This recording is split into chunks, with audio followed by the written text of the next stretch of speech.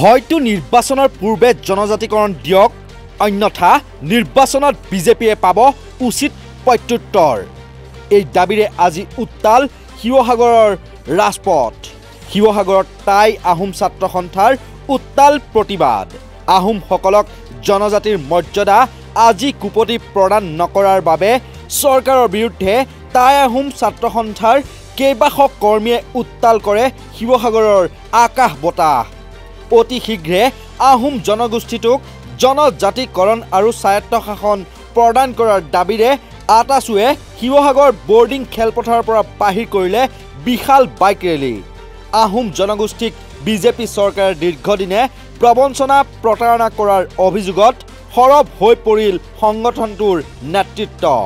BJP দলে নিৰ্বাচনী ইস্তাহাৰত দিয়া প্ৰতিশ্ৰুতিৰ বিপৰীতে কাম কৰাৰ অভিযোগ তুলি আগন্তুক নিৰ্বাচনত আহোম জনগোষ্ঠীক কৰা প্ৰতাৰণাৰ উচিত প্ৰত্যুত্তৰ দিবলৈ আহোম জনগোষ্ঠীয়ে কঁকালত টঙালি বান্ধিছে বুলি মন্তব্য আটাচুৰ সভাপতি বসন্ত গগৈ।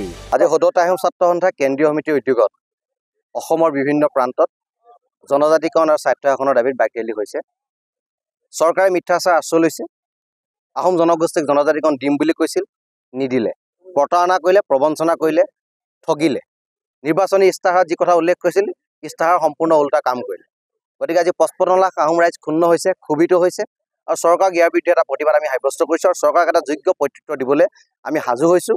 অনাগত লোকসভা ইলেকশ্যনত চৰকাৰৰ মিথ্যাচাৰ, চৰকাৰে যি বঞ্চিত আমাক কৰিলে আহোম জনগোষ্ঠী, তাৰ কাৰণে এটা যোগ্য প্ৰত্যুত্তৰ পাব। তাৰ কাৰণে প্ৰথমবাৰ আমি বাইক ৰেলী উলিয়াইছোঁ। ইয়াত সহস্ৰাধিক বাইক ৰেলীয়ে অংশগ্ৰহণকাৰী ইয়াত অংশগ্ৰহণ কৰিছে। গতিকে আমি সকলোকে আমি শুভেচ্ছা জনাইছোঁ আৰু অসম চৰকাৰক হুঁচিয়াৰ কৰি দিব বিচাৰিছোঁ যে আপোনালোকে আমাৰ লগত যি প্ৰবঞ্চনা কৰিলে, প্ৰতাৰণা কৰিলে, তাৰ ফল এই সমাগত লোকসভা ইলেকশ্যন আমি দিম। আজি আমি টাই আহোম ছাত্ৰ সন্থাৰ শিৱসাগৰ জিলা সমিতিয়ে টাই আহোম জনগোষ্ঠীক জনজাতিকৰণ আৰু স্বায়ত্তশাসন প্ৰদানৰ দাবীত আমি এক বাইক ৰেলী হাতত লৈছোঁ আৰু চৰকাৰখনক আমি কেন্দ্ৰীয় চৰকাৰ হওক বা ৰাজ্য চৰকাৰক আমি এই প্ৰতিবাদস্থলী বা এটা সকিয়নি প্ৰদান কৰিব বিচাৰিছোঁ।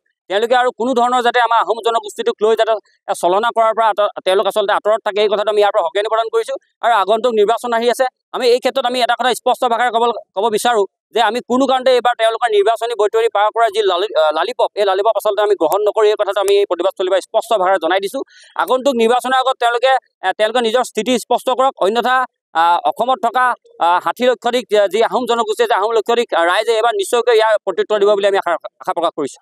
জনজাতিকৰণ বিষয়টো চৰকাৰে নিৰ্বাচনী টোপ হিচাপে ব্যৱহাৰ কৰি অহাৰ অভিযোগ তুলি আগন্তুক নিৰ্বাচনত উচিত প্ৰত্যুত্তৰ দিয়াৰ হুংকাৰ দিছে সংগঠনটোৱে। শিৱসাগৰৰ পৰা পাৰ্শ্বজ্যোতি গগৈৰ প্ৰতিবেদন, নৰ্থ ইষ্ট নাও।